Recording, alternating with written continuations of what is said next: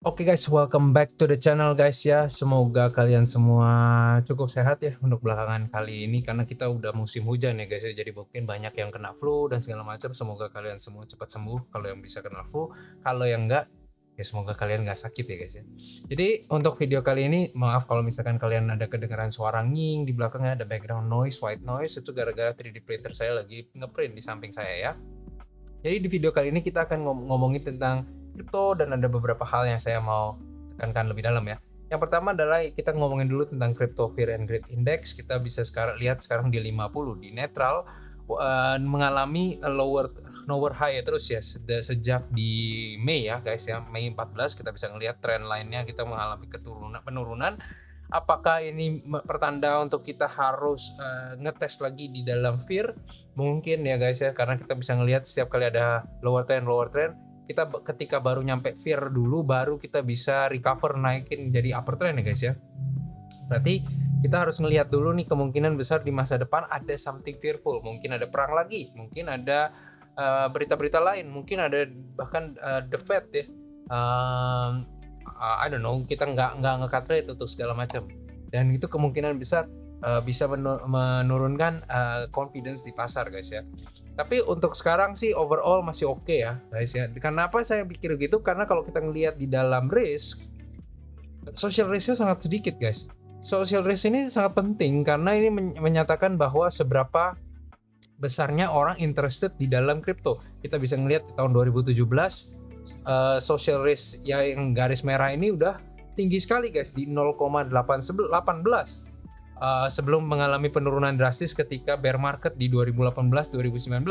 Lalu di 2020 dan 2021 kita bisa ngelihat di bull market berikutnya social risk naik lagi guys, sampai hampir 0,992 ya, dan mendekati yang di peak 2-nya di 0,914. Sedangkan kita sekarang walaupun kita udah break all time high, kita udah kemarin ngetes lagi all time high terus 100 berapa belas ribu, sekarang social risk-nya hampir di nol guys ya. Artinya apa? Banyak orang bahkan nggak mau ikut di dalam cryptocurrency. Kebanyakan mungkin kesusahan gitu ya, atau bukan fokusnya ke stablecoin atau fokusnya kemana. Tapi kalau untuk di kripto sendiri ini sangat jelek guys. Ini adalah lebih rendah bahkan dari bear market di 2022 guys ya. Di titik terendah Bitcoin social risk itu masih 0,3 guys, dan ini lebih rendah bahkan dari mid bear market yaitu di September 2023 ketika di social risk di 0,08. Ini hampir 0 guys, 0,004. Ini adalah hal yang unprecedented dan ini ya terjadi ketika waktu November 2016. Jadi kita udah hampir 9 tahun nggak pernah ngalamin social risk serendah ini guys. Berarti apa? Ya sebenarnya menurut saya pribadi, there is still a lot in the market yang belum diperas guys, yaitu retail yaitu social risk. Tapi mungkin nggak akan sebesar di 2021 dan di 2017. Kemungkinan total social risk kita nggak akan nyampe 0,85 menurut saya, mungkin 0,7 doang atau 0,6 sekian. Kenapa saya ngomong begitu? Karena kalau kita ngelihat di personal savings rate atau ini sama aja ya harusnya ya, sama aja. Personal savings rate kita bisa ngelihat kalau misalkan di 2017 ya, di sekitar sini kita bisa ngelihat bahwa total savings rate-nya adalah sekitar 6%, 5%-an dari kepala 5 lah ya, di antara 5 sampai 6%. Lalu di bull market berikutnya di 2021 kita kan Covid ya segala macam, jadi ini sebenarnya pencilan. Tapi ya ada juga peninggian di dalam savings rate, makanya bisa terjadi bull market. Tapi kalau kita ngelihat sekarang di beberapa waktu ini kita tuh berkecaran di antara 4 sampai 5% guys, 4 sampai 5%. Jadi kita hampir turun 1% poin sejak 2017 dan sebelumnya ya, dari 2013 sampai 2020 ini cukup stabil. Kita sekarang cukup stabil di bawah rata-rata guys ya, di bawah rata-rata mereka sebelumnya di 4 sampai 5%. Ini pengaruh karena kalau savings orang menurun, obviously artinya disposable income orang itu menurun guys. Dan biasanya investment adalah tersier, kebutuhan tersier, ya kan? Jadi yang primer dulu apa, yaitu sandang pangan papan, berarti makanan, baju, dan rumah. baru mungkin sekunder tuh apa ya kalau sekunder ya, pokoknya intinya bukan yang kayak mewah-mewah, bukan yang kayak investment tuh biasanya tersier guys ya, apalagi untuk investment di dalam cryptocurrency. Mungkin kalau gold bisa dibilang sekunder bisa, tapi kalau atau US dollar juga mungkin ya sekunder bisa, tapi kalau crypto kan lebih cenderung lebih ke spekulatif, lebih ke aset baru, jadi kemungkinan besar orang akan menganggapnya itu sebagai kalau aku punya duit lebih dan aku mau invest, ya aku masukin sedikit gitu di dalam crypto ya. Lalu kita ngelihat juga ya kenapa kok bisa begitu ya, karena sebenarnya CPI-nya naik terus ya guys, kita bisa ngelihat di sini. Tapi sebenarnya kalau kita ngelihat di dalam US market ya, pergantian CPI itu sebenarnya sekarang mendekati target the Fed, yaitu adalah 2% guys. 2%-nya sejak dari tahun Juni 2023 kita mengalami penurunan yang slow ya, walaupun gak sedrastis dari 2022 ke 2023, tapi kita ngalamin slow but sure. Kita mengalami penurunan CPI mendekati 2%, that key target 2%. Lalu kita bisa ngeliat juga di unemployment rate. Kalau kita ngelihat itu sekarang 4,2% dan ini cukup stabil ya guys ya, sejak 2022 3%, 4%, 4%. Ini menandakan bahwa kekuatan job market di dalam Amerika itu kuat guys. Karena buktinya masih ada banyak yang employed. Nah, ini dekat dengan target The Fed juga 4%. Berarti The Fed sudah melakukan tugasnya dengan baik, yaitu menurunkan inflasi, menjaga unemployment rate. Apakah ini akan meledak at some point? Mungkin ya, kan kita nggak tahu. Tapi untuk sekarang minimal overall semuanya mengarah ke dalam targetnya The Fed. Sorry. CPI ke 2%, unemployment rate ke 4,2%. Ya. Kalau kita ngelihat juga yang salah satu adalah headline ya, bagi kalian yang nggak tahu, X price itu kan salah satu salah satu apa yang ngomongnya key yang paling terkenal lah, poster chart buat inflasi. Ini mengalami penurunan yang cukup drastis ya selama 2 bulan berturut-turut. Kita bisa ngelihat dari sejak Maret 2025 ke April 2025 dan ke Mei 2025. Price dari X itu turun dari $6 ke $4,5. Ini hampir 25% atau bahkan 30% price the drop ya guys ya. Ini sangat massive sekali dan menurut saya ini juga menandakan bahwa inflasi menurun year on year. Sekarang udah mulai menurun karena ya kemampuan orang untuk membeli itu menurun. Dia nggak mau beli akhirnya. Jadi mau nggak mau produser harus turunin cost ya guys ya. Tapi kita kalau ngeliat PPI juga mengalami penurunan guys. Jadi secara tidak langsung sebenarnya produsen tuh nggak sebanyak itu bayarnya di HPP-nya untuk bahan bakunya sekarang, karena mengalami penurunan juga. Misalkan bahan baku kayak besi atau kayak apa gitu ya, mulai penurunan, sehingga sebenarnya menurut saya ekonominya masih oke ya. Memang nggak bagus karena ini cenderung mungkin bisa terjadi stagflation at some point, tapi untuk sekarang sih overall bagus. Dan menurut saya salut juga buat Jerome Powell ya, karena berani ngambil keputusan. Dan sekarang juga gini sebenarnya, dia sekarang between in the rock and hard place. Dia at one point dia harus appease Trump ya. Trump kan pengen cut rate.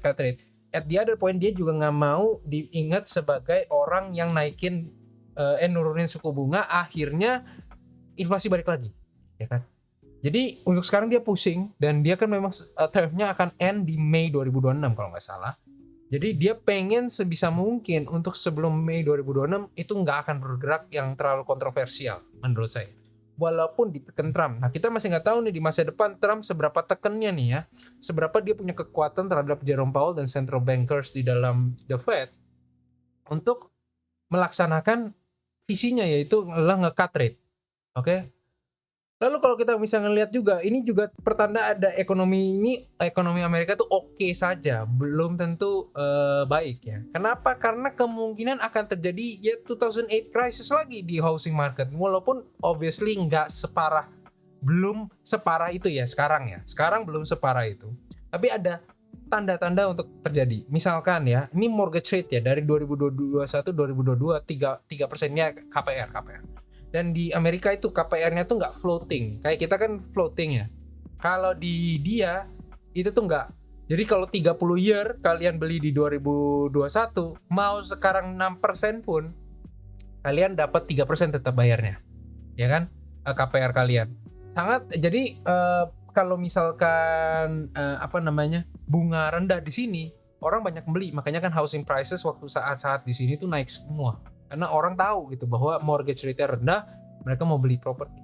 Nah sekarang mortgage rate sangat tinggi di 6,77%. Kalau misalnya kita ngelihat ini setara dengan 2006. Jadi sejak crashnya 2008 tidak pernah mortgage itu lebih tinggi dari 2008 dan sekarang baru kita break guys.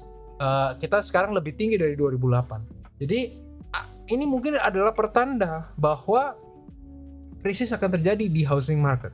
Mungkin nggak akan merentet seberapa besar di 2008. Kenapa ya? Karena bank udah belajar. Terus abis itu ada banyak hal-hal lain yang udah belajar. Masalahnya adalah hal baru yang sekarang nggak ada di dunia dulu di 2008. Sekarang memang bank itu lebih teratur. Tapi fintech keluar. Seperti Buy Now Pay Later lah. Ada GoPay Pay Later. Ada Shopee Pay Later. Ada banyak macam. Itu kan salah satu di Indonesia lah. Di Amerika kan juga banyak ya. Pay Later. Dan Pay Later itu kan pinjaman atau loan yang memang nggak ada bunga, tapi late fee-nya tinggi sekali, sehingga dan itu jadi nggak ke-track karena masing-masing company punya sistem sendiri dan nggak ada kayak central tracking agent kayak di bank, ya kan? Kalau kalian pinjam bank A, bank B tahu kamu pinjam dari bank A. Kalau ini enggak gitu, ya kan? Akhirnya karena pay later itu instan ya, hampir instan, kamu dikasihnya duitnya, nggak ada tuh background check, nggak ada itu aset, nggak ada itu kolateral, kalian tunjukin KTP selesai, ya kan, kalian dapat duitnya. Itu yang bikin masalah adalah ketika nanti ada rentetan orang default terhadap buy now pay later-nya dia. At that point, kita kemungkinan fintech akan bangkrut, bank yang ngepinjemin dari fintech akan bangkrut, kreditor saham-saham yang pemegang sahamnya fintech itu akan bangkrut. Kita udah ngeliat lah banyak kejadian fintech yang nggak punya duit, cash flow akhirnya harus dibeli sama orang. Ya kan, salah satu contohnya adalah ya misalkan Tokopedia lah, ya kan, dibeli TikTok. Dan banyak hal-hal company lain yang pinjam-meminjam gitu, P2P lending. Itu sekarang ini kesusahan cash flow-nya dan mereka banyak yang bahkan memalsukan cash flow-nya gitu untuk supaya shareholder tetap fokus gitu terhadap tetap mau memberikan duit. Dan saya pernah dengar dari orang ini, obviously rumor doang ya, bahkan seorang fintech pinjol terkenal pun, misalkan ada Kamila, siapa-siapa lah yang kalian mungkin tahu, Kredivo lah segala macam. Kebanyakan mereka lendernya, berarti yang investornya, nggak gitu tahu siapa saja yang dia lendkan. Maksudnya apa? Kan ini harusnya P2P lending. Aku nggak tahu sih ada kami itu P2P lending atau enggak. Tapi let's say P2P lending. Kan harusnya orang yang P2P lender itu berarti aplikasi itu hanya sebagai penengah ya, sebagai middleman antara kreditor dan peminjam gitu ya. Kreditor adalah yang punya duit kan, yang minjemin duitnya ke peminjam. Masalahnya yang pegang duitnya dan meminjamkan, berarti mendepositkan ke dalam aplikasi itu, nggak tahu siapa saja yang minjam. Dan kalau nggak tahu gimana caranya dong, ini kan berarti bukan P2P lending, ini berarti dia yang meminjamkan udah kayak bank dong. Ini bank gelap udah kalau gitu, kayak bank kan. Kita kan kalau deposit duit ke bank, emang kita tahu duit kita diapain? Kagak kan? Dipinjemin ke siapa juga kita nggak tahu. Tapi karena kita percaya bahwa bank itu diregulasi oleh pemerintah dan udah ada memang sejarahnya, kita nggak masalah. Lah kalau ini, kalian bisa kan itu ternyata pinjamannya nggak ada kolateral sama sekali, terus bisa dia bawa kabur, terus akhirnya aplikasi nggak bisa bayar, terus kalian mau gimana? Ya kan? Dan apalagi kalau misalkan ada fine print di dalam end user license agreement-nya lah, di terms and condition-nya lah, bahwa mereka nggak bisa dituntut oleh kalau kerugian di atas sekian-sekian lah. Wah, kalian bisa bonyos loh. Makanya kalau kalian mau depositkan sesuatu ke dalam kayak fintech yang mungkin dapat 6%, 5% kayak OVO lah, apalah yang dapat yang bunga-bunga yang cukup gede, menurut saya tuh nggak worth it guys, nggak worth it banget. Kalian cuma dapat berapa persen doang dapat increase, bahkan masih kalah sama inflasi mungkin, atau kayak cuan 1% 2% di atas inflasi. Tapi risk kalian tuh besar sekali gitu. Mendingan kalian masukin ke surat hutang negaranya Indonesia. Lebih mending. Ya kalian ke BCA atau kalian ke bank, sekarang udah bisa tuh kalian beli. Gampang. Dulu kan mungkin kalian harus accredited investor lah atau kayak gimana lah, harus beli bisa gepok lah. Sekarang kalian beli 100.000 aja bisa di sama bank. Ya kan? Mungkin kalau bank-bank daerah mungkin belum ya. Tapi kalau misalkan bank-bank kayak Buku 4 gitu, BRI, BNI, BCA, saya yakin bisa itu. Kalian minta aja ngomong sama customer service kalian atau gimana, mungkin bisa dimasukin ke dalam program untuk beli surat hutang berharganya negara. Oke, lalu kita lanjut juga di mengapa saya merasa ini mulai ada masalah. Delinquency rate artinya adalah orang yang punya mortgage, punya KPR tapi telat bayar per bulan. Itu naik guys, dari 2022 yang 1,18% aja, sekarang di Januari 2025 1,71%. Memang nggak sebesar di 2012 dan 2010 di saat housing market crisis ya, di 2008 ya. Ini kan ketika resesi housing market di 2008 financial crisis, kita bisa ngelihat banyak sampai hampir 10% orang nggak bisa bayar terhadap depo KPR-nya. Memang sekarang belum nyampe di situ, ya kan?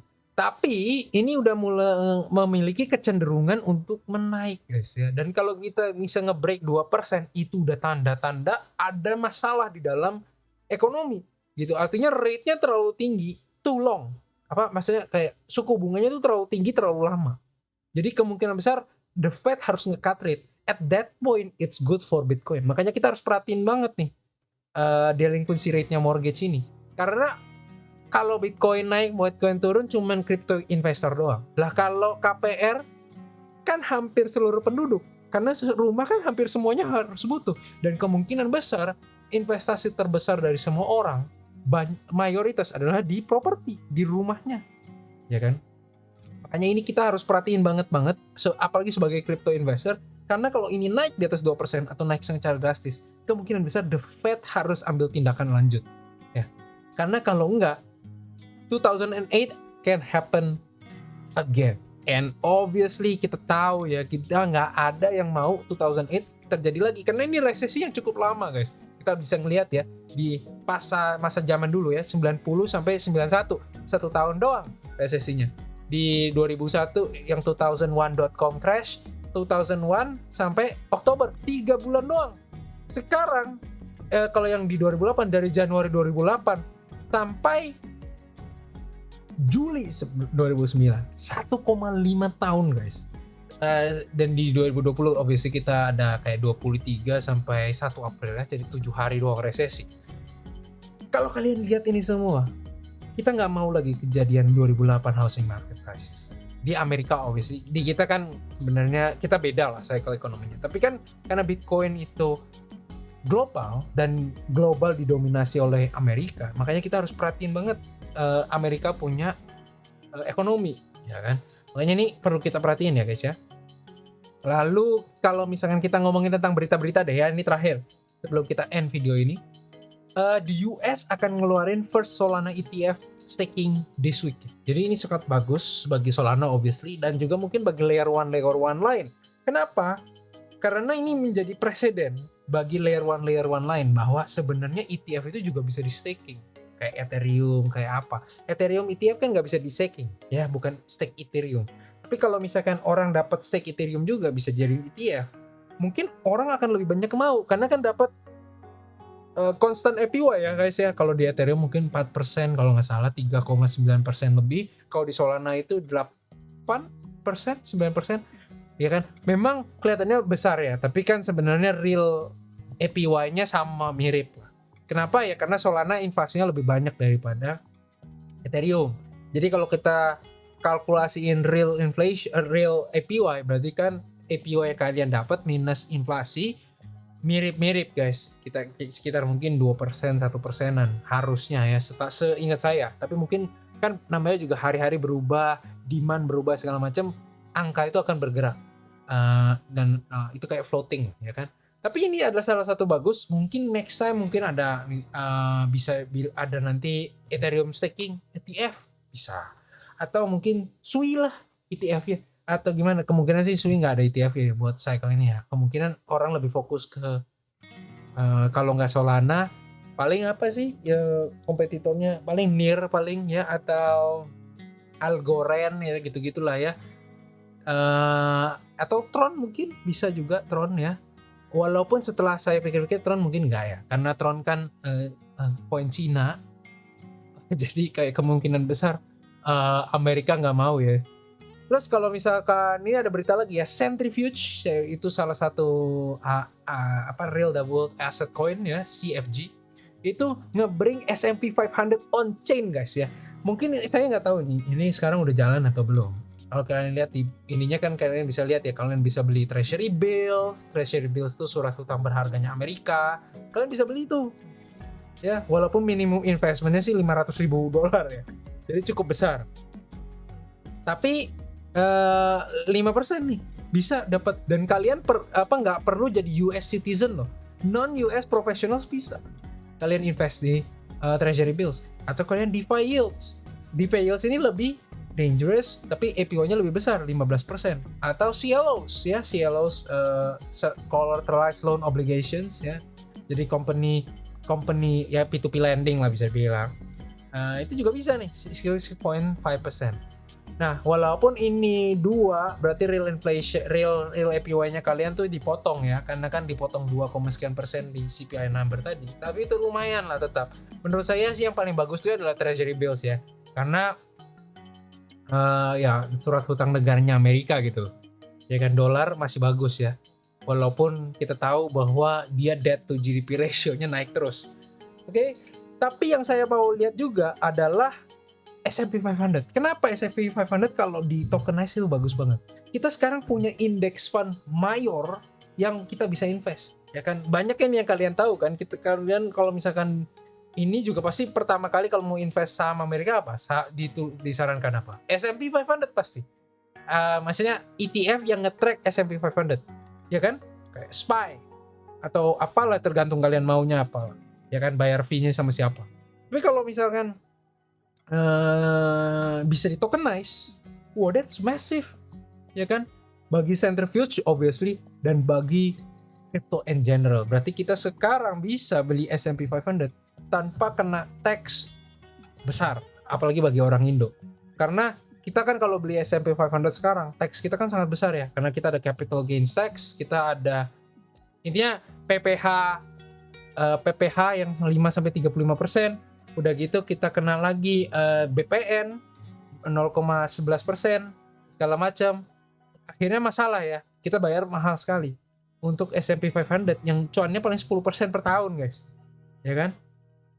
Nah kalau misalkan pakai kripto, kita kan nggak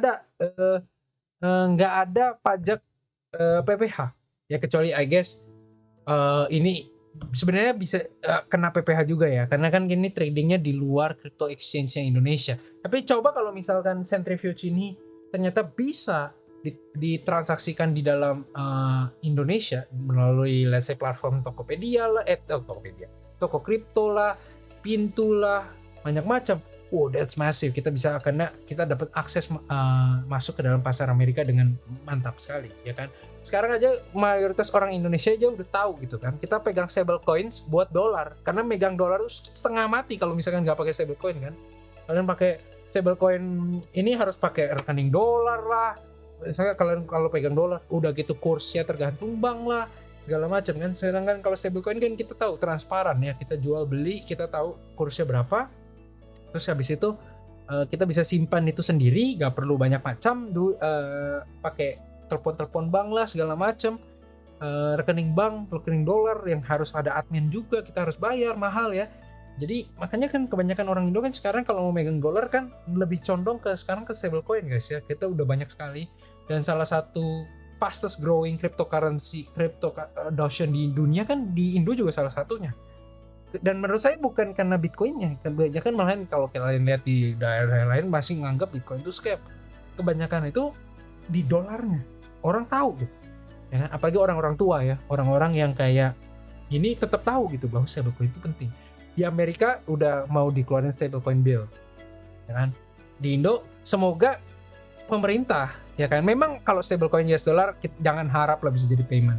Kan pemerintah juga harus proteksi rupiah ya.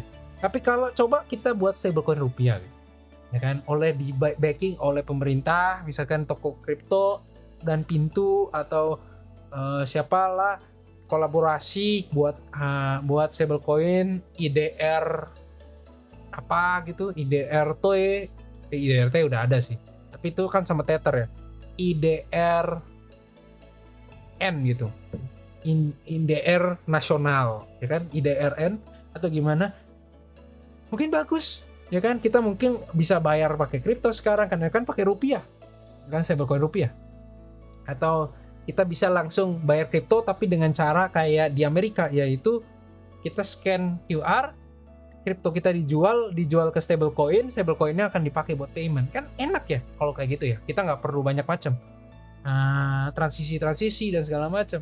Menurut saya kalau misalkan Indonesia bisa buat IDR stablecoin, bekerja sama dengan leading industries di dalam lokal, it might change the game. Obviously kita have QRIS, kita have banyak lah. QRIS itu salah satunya hebat sekali ya. Nah, coba kalau bisa kita integrasikan QRIS dengan crypto payment, boom, itu pasti besar sekali guys ya, bagi investor kripto kayak kita ya di Indonesia, ataupun bahkan orang-orang yang mau megang dolar tapi juga mau dapat convenience, yaitu bisa pakai dolarnya untuk transaksi dengan cara ya dia jual buat beli rupiah untuk transaksi. Dan ini bagus bagi pemerintah Indonesia juga loh, ya kan?